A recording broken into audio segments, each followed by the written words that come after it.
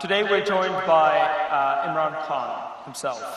Imran Khan is a politician and a former cricketer who served as the 22nd Prime Minister of Pakistan from 2018 to 2022.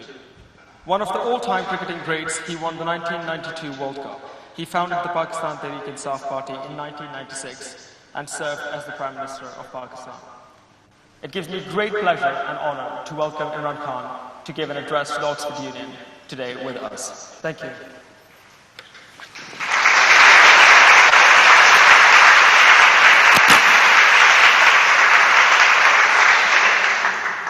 Thank you very much. It's always a pleasure to address the Oxford Union. I have, I think, spoken about 3 times before. But today is a very critical time in my country's history when I'm speaking to you. So let me just first start by saying why someone who was a cricketer, who didn't really have to do anything after finishing sports, because we sportsmen, if we reach a certain level in sports and then once we give up sports, then we don't really have to do anything. All we have to do is talk about that sport for the rest of our lives and earn pretty good money by just going on television and speaking. So why did, again, someone like me who had no reason to be in politics, I mean, if someone asked me to take politics as a career, I would shoot myself, because the idea of going and asking for votes from people, someone who doesn't need to. I mean, it never has. I've never understood the idea of being a career politician. So I came into politics for one reason, because having played cricket, seen the world, and then contrasting the system in England, because I used to play professional cricket there, and then seeing Pakistan and most of the developing world, I came to this one conclusion. The reasons why nations fail is only one reason: not having rule of law. And the reasons why countries are prosperous is because they have rule of law. So I call my party Movement for Justice.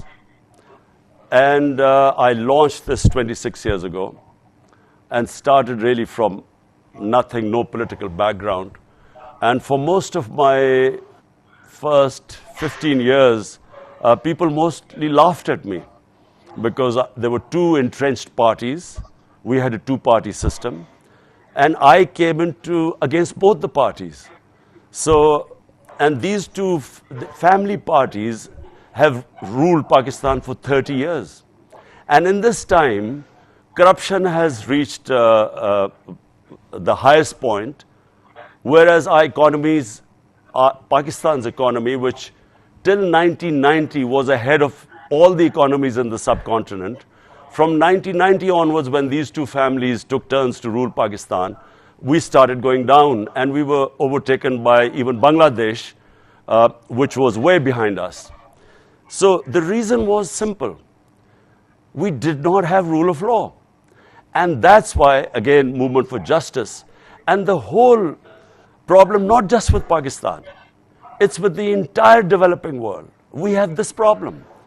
The ruling elites in our developing world do not want to come under the rule of law. They want a separate law for themselves. So if you cannot bring the powerful under the rule of law, if the powerful are above law, that's how a country becomes eventually a banana republic.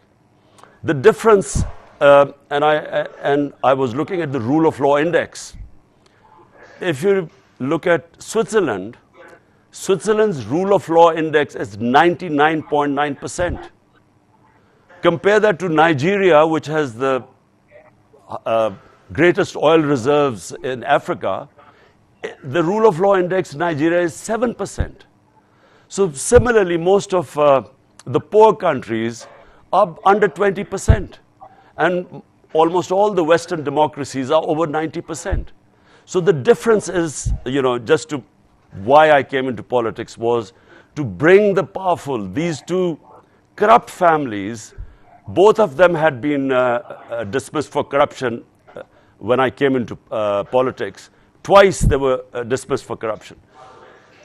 So then started this struggle.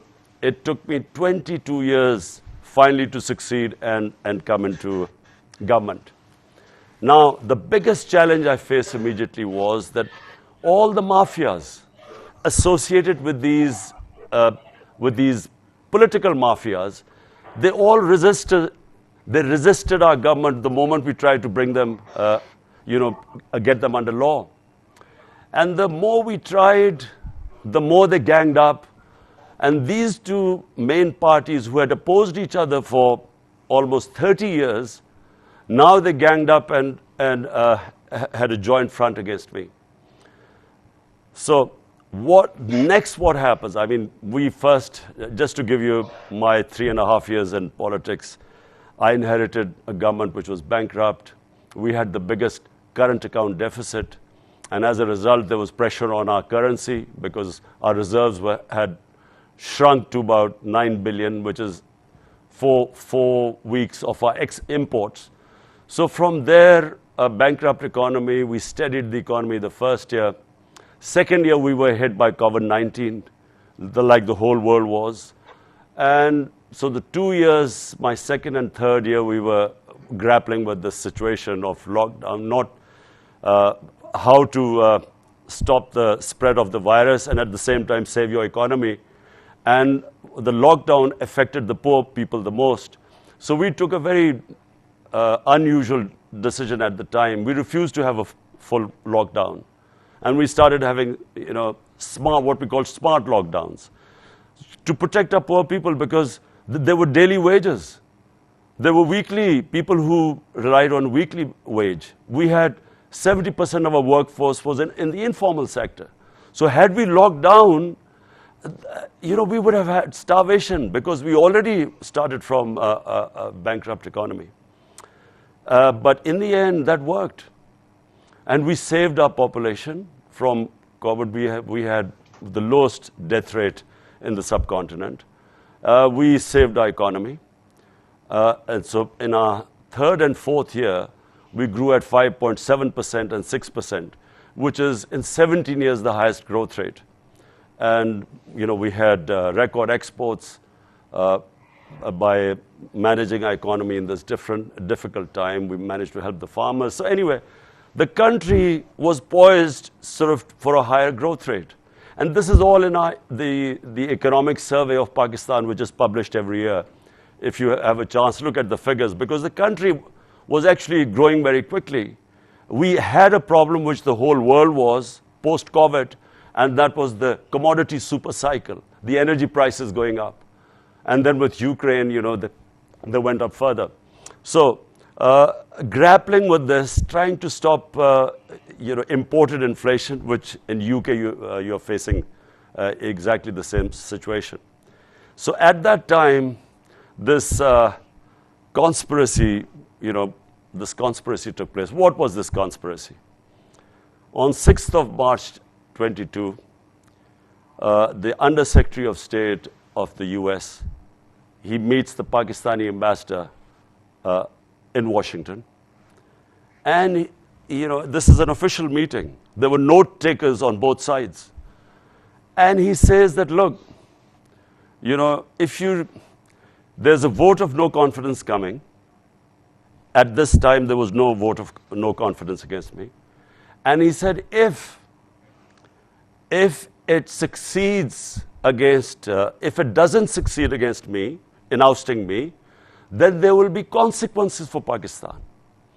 But if it succeeds, then all will be forgiven.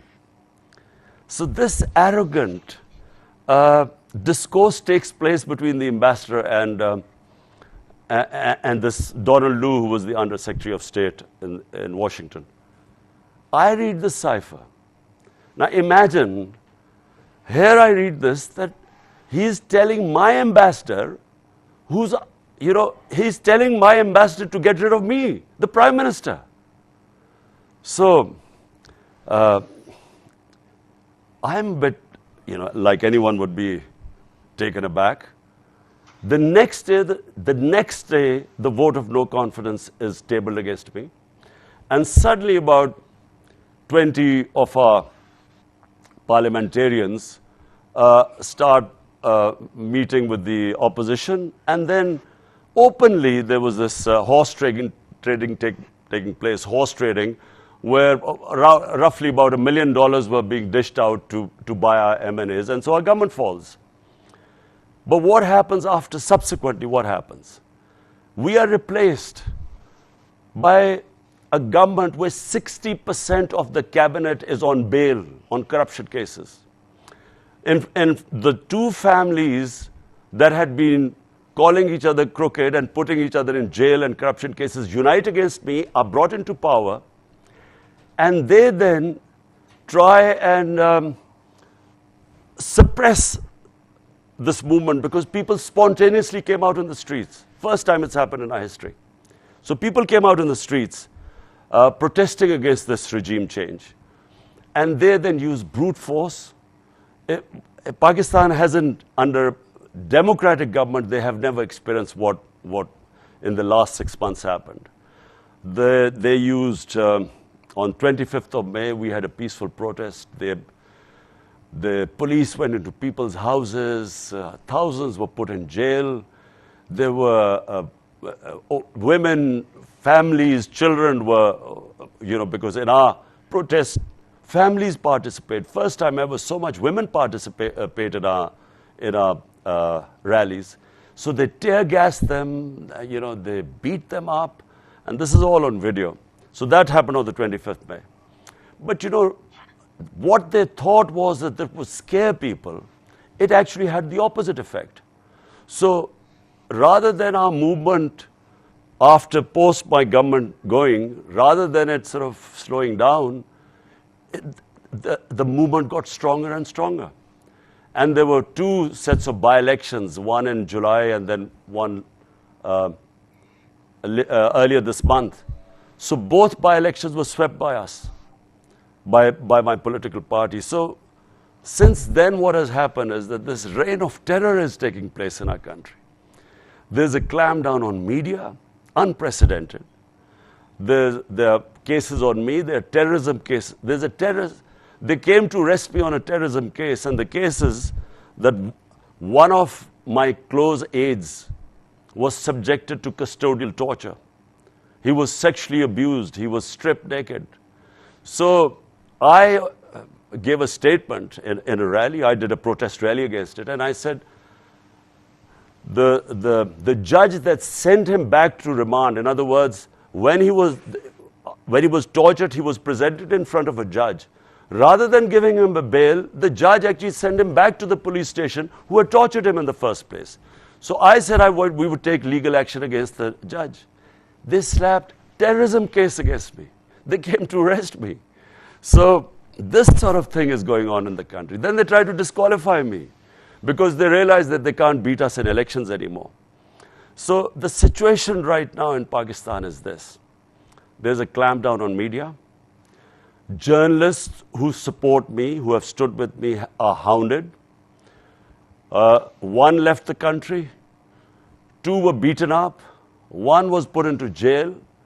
And then the most tragic thing that has happened, and of all the things it's affected, I'm still affected by it because I've announced my protest march today. Just now I've announced it, that we will be doing a huge, and inshallah, in my belief, it will be the biggest ever protest in our history. A journalist of great integrities, one of the most respected investigative journalists, Arshad Sharif. He was constantly writing about this regime change and how this conspiracy took place, and he constantly wrote against it, and these crooks which have taken over, who, by the way, $5 billion of their corruption cases, they came into power, and through a legislation, person-specific legislation in assembly, they're removing themselves from these corruption cases. It's never happened before. So people who were writing against them were was subjected to all sorts of victimization. But the most tragic one was Arshad Sharif. First, they threatened him. They went into his house and abused his family and threatened him. And this guy, one of the most courageous, bravest journalists I have ever met, I warned him. I found out that his life was under threat. I warned him. Then a second time when I warned him, we managed to get him out of Pakistan. We had a government in KP, so we managed to get him out of Pakistan to Dubai. There his visa was running out. So Pakistan government was wanting him back. So in order to get away from being facing certain death in Pakistan, he then went to Kenya where he didn't need a visa. And day before yesterday, he was murdered, assassinated in Kenya. And that has really, it's a mixture of depression and hatred in this country right now. And hence I've announced my march. And the idea of this protest march is to show the government where the public stands right now. And as I say, I have been, last 6 months I've been on the road and campaigning. And I feel right now that the country is ripe for a soft revolution. I don't think that anyone who tries to get into the way of this change, there are two ways of changing. You can have a soft revolution through ballot box, or there's the other way, which causes destruction in a society. But I just believe that we are now on the brink. Either we are going to change peacefully, or I'm afraid it will lead to chaos in our country. So that's where we stand today. So I look forward to your questions.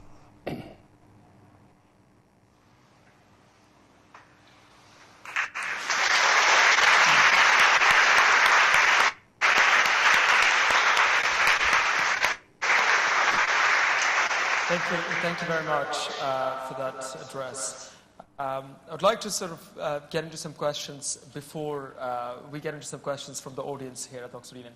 And I wanted to start off with of course, the biggest news that is surrounding freedom of press at the moment. So we all heard about the recent tragic news of Arshad Sharif's death in Kenya, from yourself as well. And it is a very sort of difficult thing. It brings into question the freedom of press in Pakistan in general.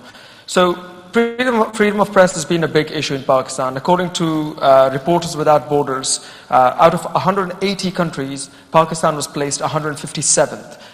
What do you think should be done to uphold freedom of press in Pakistan and to protect freedom of press? I mean, even in addition to this, ARY, which is one of the biggest news channels in Pakistan, was closed, shut down. So I wonder, what do you think would be a solution to this sort of moving forward? Look, let me say that who is worried from freedom of press? If I'm breaking the law, or if I'm a crook, I'm a head of state and I'm worried that I'm making a lot of money laundering, like most of our leaders have been buying properties abroad in Mayfair and in London and big places, laundering money from this country. So I would want to clamp down on the media. Let me just say this is the case for the entire developing world. According to the United Nations Secretary General, he set up a panel. That panel is called Fact-Eye Panel. It was to find out why is there a difference, the difference between the rich and the poor countries, why is this increasing? And it came up with startling results.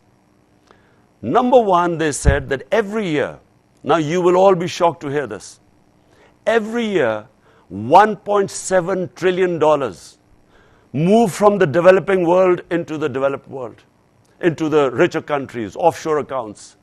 $1.7 trillion from poor countries or developing countries move to offshore accounts, rich countries, properties in London, New York, and big Western capitals. I mean, this is a plunder going on of the developing world at an incredible speed.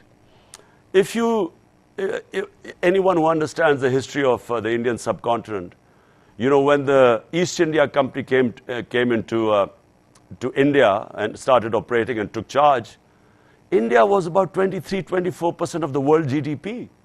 And by the time, you know, India got its independence, it was, you know, barely 3-4% of the world GDP. So the wealth was stripped off the country. It's exactly what the ruling elites of the developing world are doing right now. They're stripping off the wealth from the poor countries and taking them, as I said, into these tax havens. Now, problem is that I tried 3.5 years I was in power. I tried each time in the United Nations General Assembly. I kept saying that there has to be action taken against this illicit flow of money out of developing world, just like you do of terror financing or like drug money, which affect the Western countries. They must do something to stop this plunder of the developing world. But there is no incentive in the rich countries to do anything because they benefit from this flow of money.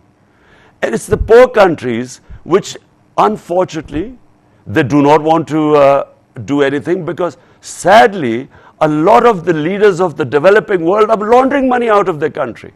So they're also not interested. So what is happening is that the poor people are getting poorer. This gap will increase and you will have this economic migrants. You know, this is just going to become an epidemic sometime ahead. You will have these people dying and crossing, you know, in these boats trying to get to the well-off countries. Something has to be done to stop this. And I'm afraid the developing world sooner or later must realize that this situation cannot go on. Yeah, no, absolutely. And I think that speaks to generally sort of a problem with sort of the like, you know, many problems within like developing countries as well. But the more particular thing that I, you know, sort of intended to touch on was the upholding the freedom of press in Pakistan in general. But one thing that I wanted to particularly mention, following up on that, on my previous question as well, was that during your tenure as the Prime Minister, Pakistan dropped 18 points in press freedom, according to Reporters Without Borders. I was just wondering, what did your government, what sort of steps did they take to uphold freedom of press in your government? Of course, now it's very bad in the state that a journalist is dead in Kenya, and a news channel is shut down. I just reiterate the question of, like, how do we get out of this situation where the press in our country is just not safe? These things that we talk about here will never be sort of brought into light. Okay, let me just explain to you the difference between what was happening during my time and what is happening now. There was not one journalist that my government ever thought of, forget about persecuting, I mean, even trying to muzzle him. Because if I have nothing to hide, if I'm not corrupt, and if I'm not breaking the country's law, why would I be scared of freedom of press? The people who are scared are the mafias. And this is what is happening right now. These are mafias.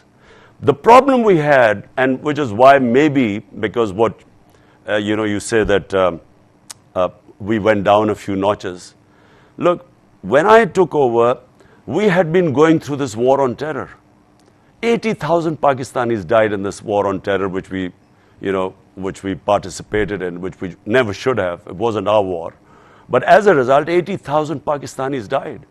Right now, there is still terrorism. We still have Pakistanis dying of terrorism, but on the peripheries, not like it was before. But when you're fighting against terrorism, I'm afraid that's when the security agencies, then they take a much stronger role. And the abuses would take place by the security agencies because they felt they were fighting terrorism and they were endangering their soldiers' lives. And so they would be sometimes taking very harsh actions against anyone who criticized the security forces. But those actions were always by the agencies. And the 2-3 times when we found out, and I can give you examples, immediately we took action when, journalists were picked up. But never from the political government, because we had nothing to hide. In fact, the only problem we had was we don't have libel laws. So what was happening is that me as Prime Minister, I was libeled a couple of times. I went to court as a Prime Minister, but even I couldn't get justice because we have a real problem with defamation and libel laws. No one gets convicted here. So what we need is, we need freedom of press and responsible press, where if you cross, like in UK, if you cross a certain line, then I should have the ability to go to court and get compensation. And I've been in a libel case in England, and I know how strong the laws is. Unfortunately, this is not the case in Pakistan, which is the problem my government had.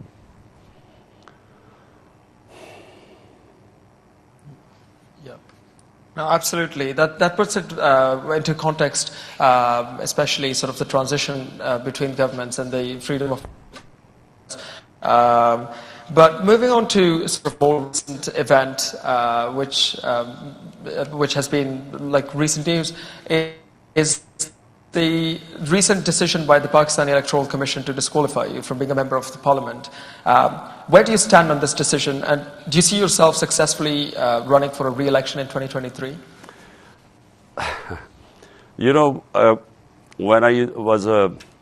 When I started playing cricket, and when children and as boys we used to play cricket. So when the other team used to be losing, a lot of the times the boys would just pick up the stumps and run away and say, we are not playing anymore. Now this is exactly what's happening right now. In 2 by-elections which we've competed, it's never happened before that sitting governments have been routed in the by-election. That is because of massive public turnout. And it's also because, despite the fact that the election commissioner is completely biased, it's not even biased, he's just part of their team. It's like them playing with their own very biased umpire. Now, and I'll just give you an example. 9 times the election commissioner has given decisions against us. 9 times we've gone to the court who've overturned the decisions because they've been so biased. This thing of my disqualification, it is just, it is unbelievable. In fact, I'm going to do a defamation case against this election commissioner because it will never stand in a court of law. And we are waiting, we are already in court, we are waiting for the full judgment has just come. It is, I won't go into details, but it is just a joke what he's done. Not just that, there were 2 cases they are trying to disqualify me. One is a funding case, a funding of the political party. We are the only political party in Pakistan's history that does proper political fundraising. We have a 40,000 database of our donors. Other parties have nothing. And we keep telling them that, look, we are the ones who, everything is on record. They have been trying to find out something in this in our funding case for almost 6 years. So neither will I be getting disqualified in the funding case, and certainly not in this Tosha Khana case, which is too ridiculous to explain to you. But we are in court, and I'm confident that they'll be brushed aside by the court. But there is a desperation. They've just done another terrorism case on me. So they might, God knows, they might try something else. I have had 24 cases against me right now.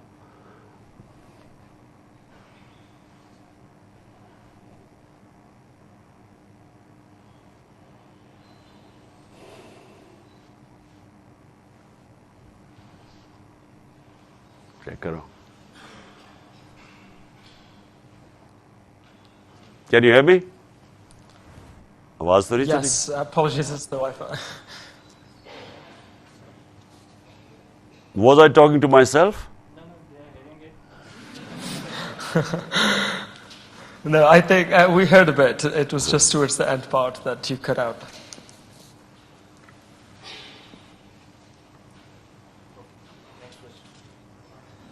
Yeah. Apologies. Next question. The Pakistani Wi-Fi.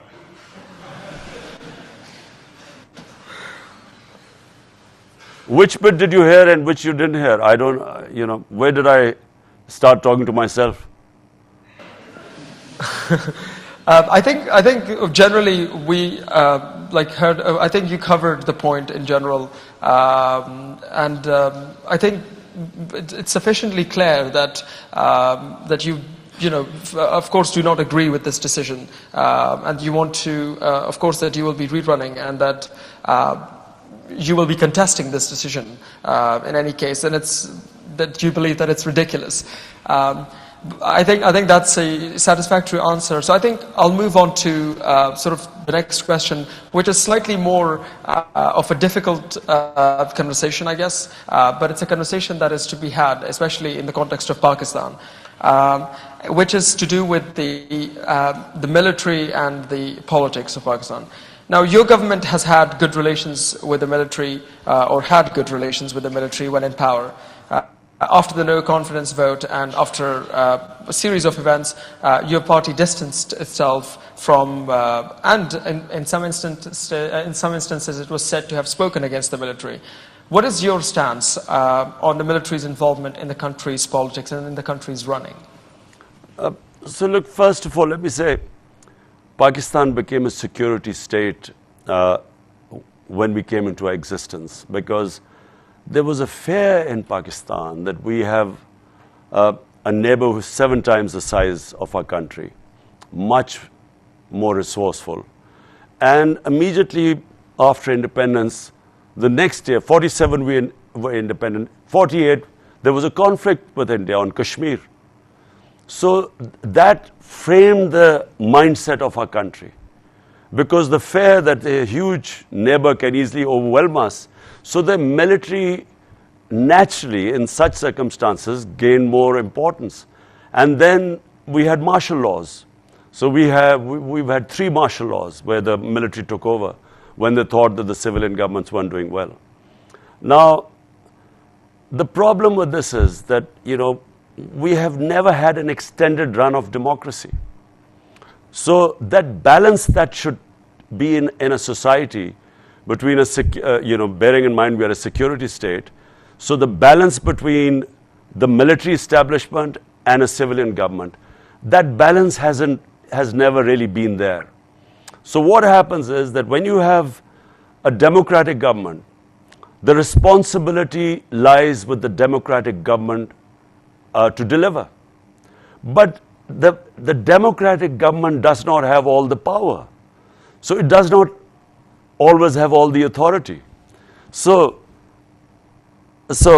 unless authority and responsibility lie in one place, it's very difficult for any management system to work.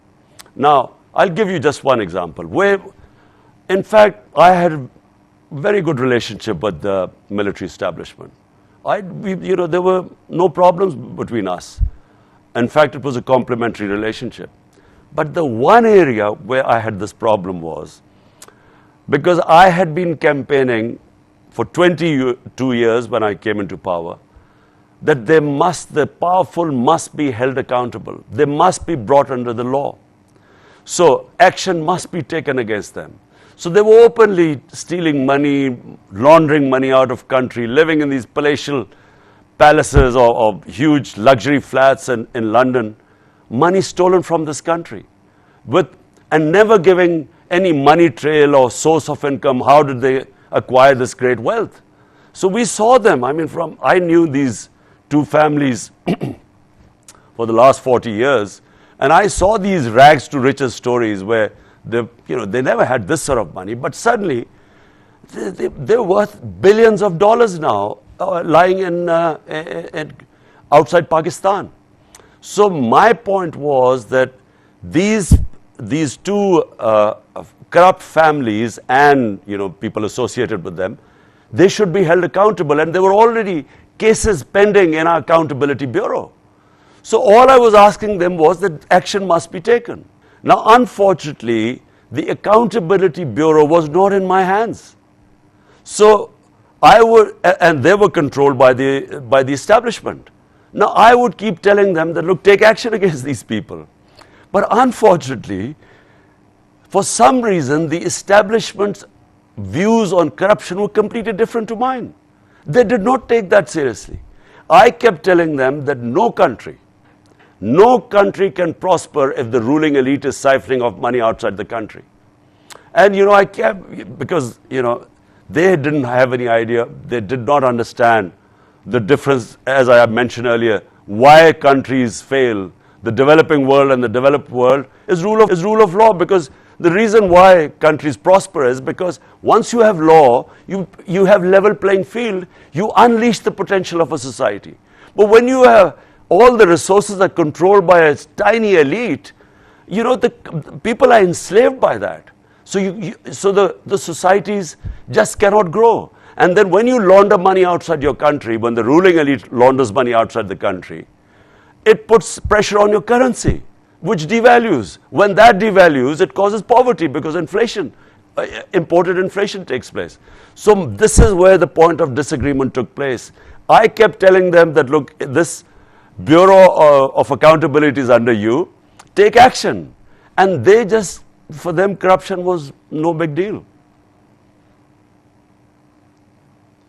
No, thank you for that. I will ask one last question regarding something that you mentioned and have been of course, very strong about, is mentioning the two political parties, of course, as two families. You mentioned the dynastic politics has been a huge problem in Pakistani politics. And I think people would agree that one thing that PTI is seen as different is that it offers, what it offers is hope of making it to the top of leadership without being part of a particular dynasty, for people who are competent, for people on their merits. Now, though it is true in your case personally, beyond you, it is argued that PTI is now sabotaged by dynastic families within it. Do you have a plan to end this dynastic politics within PTI, or do you think it's inevitable in the Pakistani political system? Look, as all of you sitting there would know, the reason why democracy forged ahead of monarchy or kingship is because democracy, actually, the better the democracy, the better the meritocracy. And kingship is bound to decay because, I'll give you the example of the Mughals, the great Mughals who ruled India. And India was a superpower at that time. So in 180 years, there were 6 Mughal emperors who ruled for 180 years. And when the last great Mughal died, in the next 17 years, there were 6 different Mughal emperors. Something like what is happening in Britain right now. So, problem is, when in kingship, because there's no meritocracy, it all depends that if the son or the successor of the royal blood, is he capable or not? And if he's not, the whole thing goes down, as the Mughal Empire went down. And as the Ottoman Empire started going down, because once one poor head of state comes, because there's no meritocracy. Democracy, the better the democracy, the better the meritocracy, and therefore you have better leadership. Now, problem with Pakistan has been that we have what is called the feudal system. The feudal system meant that there were the rural landlords who had huge land holdings. They could do politics because they had time and money. Because, normal people just don't have the time and money to do full-time politics. So they dominated Pakistani political scene.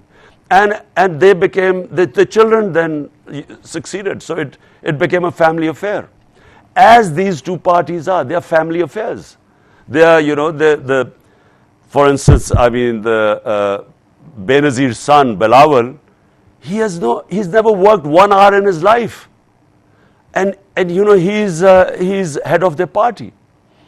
Same as Nawaz Sharif's successor, his daughter. She's never worked 1 hour in her life. So they imagine when they take over. So we have the worst of both worlds. Sometimes the princes were actually trained in statecraft. So they were much better prepared than in our case with these feudal children who have no experience of governance or statecraft. So therefore, the families have gradually, the country has gone down, as have the parties gone down.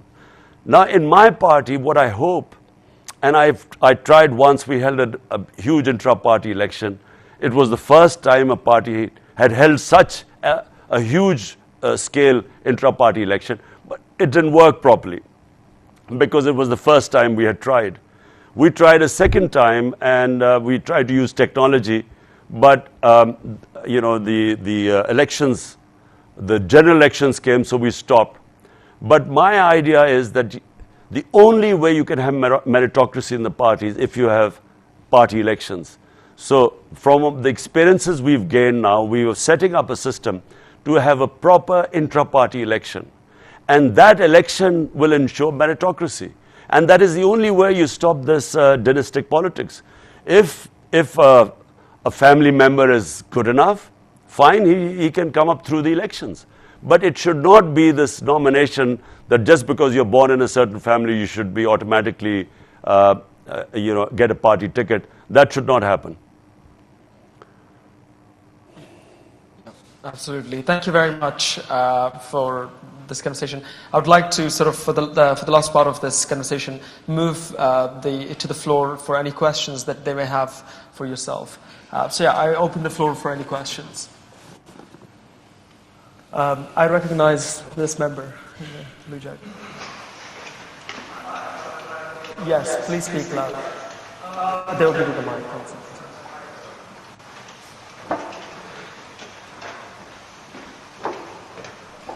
Hi. First of all, Mr. Khan, it's a pleasure to speak to you. Secondly, in your speech, you put an increased emphasis on the impact of the US in, well, the downfall of the PTI.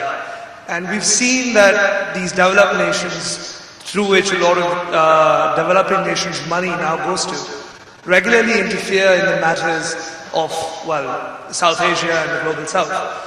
To what extent do you think that the problems that South Asia faces today are not a product of its people, but of people of a faraway land that steal from us?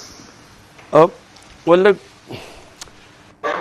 let me just say one thing, that great powers always want to have their sphere of influence. And they always want, this is throughout history, they always want governments that are part of their influence, so would do their bidding.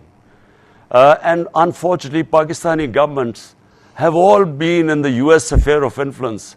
And we have, the worst thing in my opinion, where we did, part of our foreign policy is that we made decisions not for the benefit of our own people, but to please the US.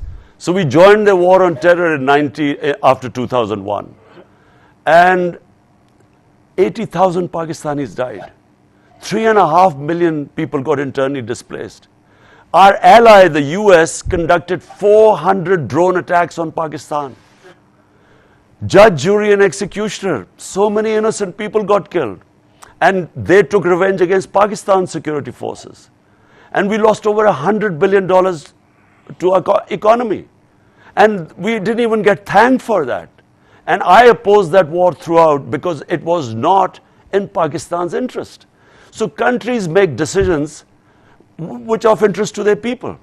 One of the things which was mentioned in this Donald Lu in the cipher, in the conversation with our ambassador in Washington, he said that I had taken a decision to go to Russia on my own, and that was held against me. But why was I going to Russia? Because Russia would have supplied us with cheap oil.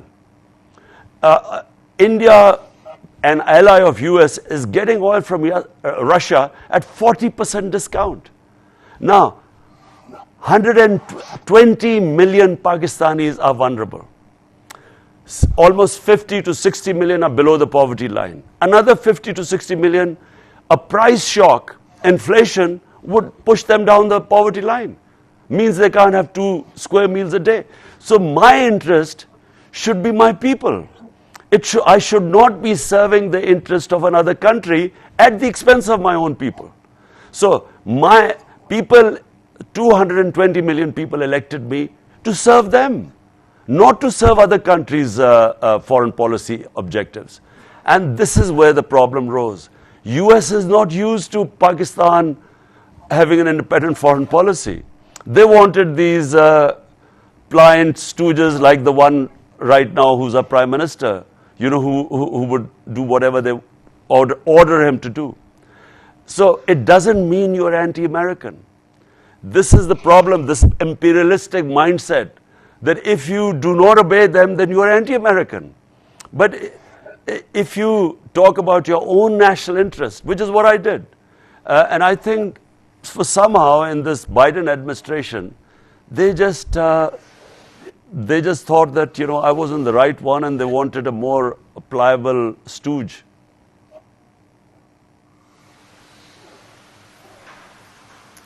Yeah. No, thank you very much. I now look for another member to ask a question. I recognize that member just right there. Could you please right there, second row? No, sorry, just in front of you. Yeah. Yes, you. Yes, this lady here. Okay, I guess. Just give it to her.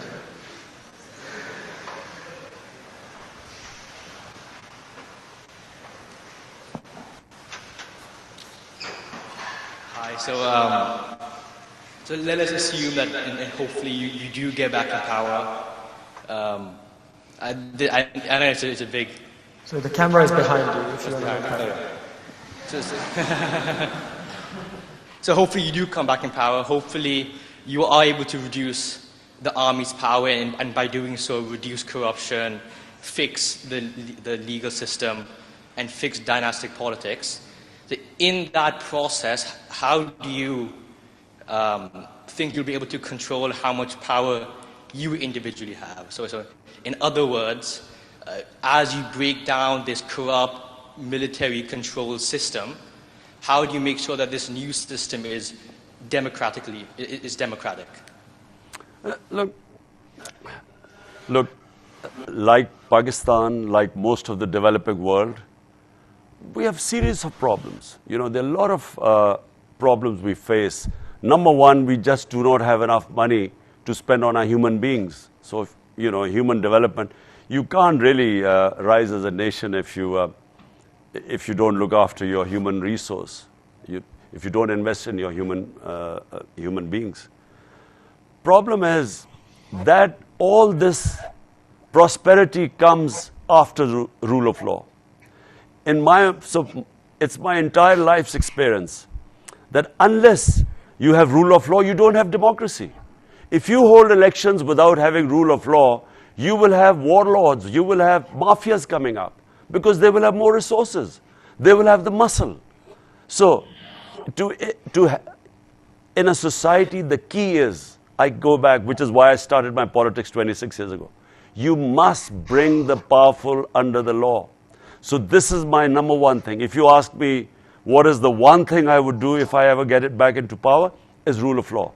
But you can only do that if you have a good majority in a parliamentary democracy. Last time when I came into power, I had a coalition government, not a strong government. And so therefore, it is very difficult in a parliamentary democracy. If you come up with a coalition government and a thin majority, you are always subjected to blackmail.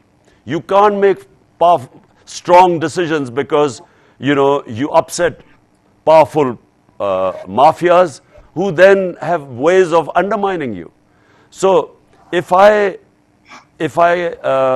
come into power, I will firstly only come into power if I have a clear majority, because otherwise I would not be able to implement my reform agenda, which starts with rule of law. And I believe that everything follows that. Prosperity follows once you've established rule of law and justice. Yeah. No, thank you very much. I recognize the member. Well, just as the Hello, Mr. Khan. Thank you very much for joining us here today. You talked about rule of law. While it is very important to uphold the rule of law, but during your tenure, you've been accused of breaking the rule of law yourself. You've been accused of breaking the Constitution, Article 92, by preventing the no-confidence vote despite the Supreme Court's decision. During your tenure, there was a sitting MNA who was incarcerated despite the Supreme Court decision to release him, and yet your speakers did not give an order to bring them to the Parliament despite it being against the law. So, firstly, while you do talk about the rule of law, how do you respond to the fact that you yourself have breached it? Secondly, and very quickly I'll ask, you talked about press freedom. During your time, there was a journalist who was abducted and tortured, Matiullah Jan. During your time, Abzar Alam was shot. It was during your time, Nusrat Javed, another journalist who criticized you, had to leave her job. Salim Safi had to leave the job. So, while you do talk about press freedom when you are out of the government, when you were in the government, you were yourself curbed on press freedom. So there's a pattern that while you are in government, you do something else. When you are outside the government, you do like to appeal to a populist agenda. Thank you.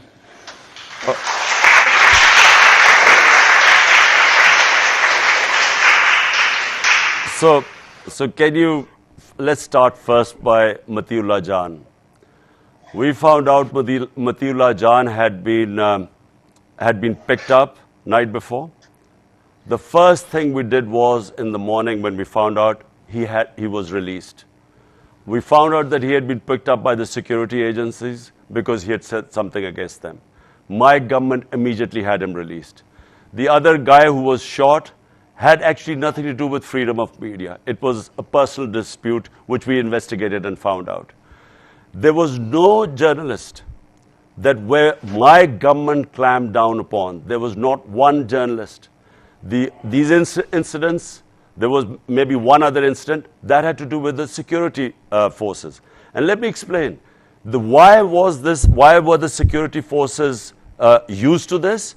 Because while we were in the war on terror, there were a lot of instances where the security forces would act in the name of fighting terror. And this was not just in the case in Pakistan.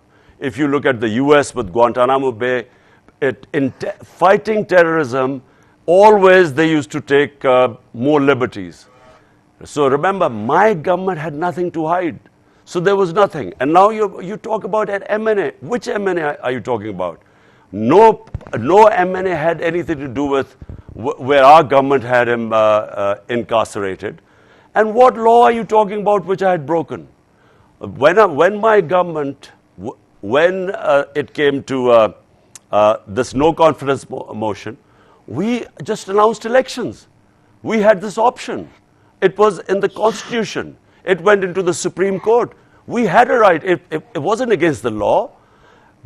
If rather than having your members of parliament being sold like, like sheep in an auction, the best was go to the people, let them decide, who they wanted to form government in Pakistan, rather than having spending millions of dollars to get buying your members of parliament. So what was wrong with asking for elections? That wasn't breaking any law. Yeah. Well, thank you very much. We'll have one or two more questions because we're arriving to the end of the event. Could you please give a chance to the person in the second row up at the front? Assalamu alaikum, Imran Khan. My name is Imran Khan, and my question to you is, Pakistan, like PTI is not the first political struggle or movement, that Pakistan has seen after its creation. There has been a lot of parties, a lot of leaders, just like Fatma Jinnah and, Zulfikar Ali Bhutto. And what we saw was like their parties and their struggle died down after they passed away. So is this the same that's going to happen with the PTI? Like, people call it like a big bag of wind, and it's just one man show, and it's all just Imran Khan. Like recently we saw in these by-elections, they were like, you won on 6 seats, and the only other candidate which PTI had, the daughter of Shah Mahmood Qureshi, she couldn't win. So do you have a plan after, like for PTI, after Imran Khan, do you have a systematic way where there's going to be a successor to the party, to your struggle, or it's just the Imran Khan? Well, look, first of all, I don't have any family which is, none of my family members are in politics, as opposed to the two family parties where all top positions are their family members. And I repeat, the only way of having meritocracy in the party are intra-party elections. And the first thing after the general elections, this is exactly what we are going to do. We will hold intra-party elections, and that is the way you avoid dynastic politics and you have meritocracy. So last question, please. Yes, one last question. Sorry. Can I recognize this member here, please? This girl here. Thank you. Assalamu alaikum, sir. My name is Malaika, and my question to you is regarding with the long march that you're organizing currently. With this historic feat that inshallah you can achieve, what do you think this will impact in the future of Pakistan, and what is the message that you're trying to send to your opponents? Look, democratic parties always go back to the public. So either they want elections to show that they have majority support, which is what democracy is, or if you want to protest, you go to public. So this will be a big protest.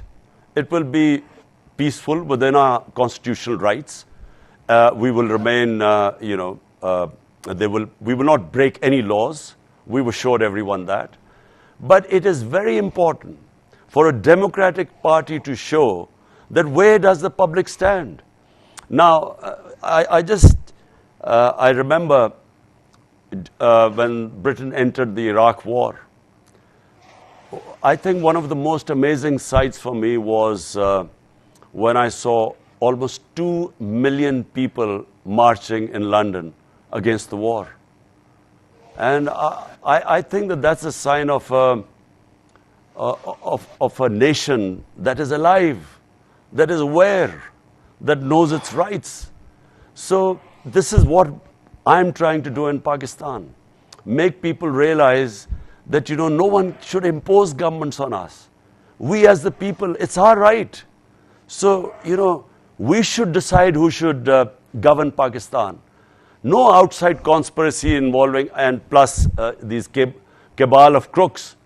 They by spending money which they have and, imposing a government on us and then using state oppression to crush us. We are not animals. We are human beings. Humans have rights. So this is what we are trying to do. This march will show where the people of Pakistan stand. And I feel that, it will be historic, inshallah. I'm a born optimist, having a sporting background. You never enter a match thinking you lose, so you always think you'll win. So I feel that it will be one of the biggest protest movements in Pakistan's history. Thank you very much. Thank you. Thank you very much.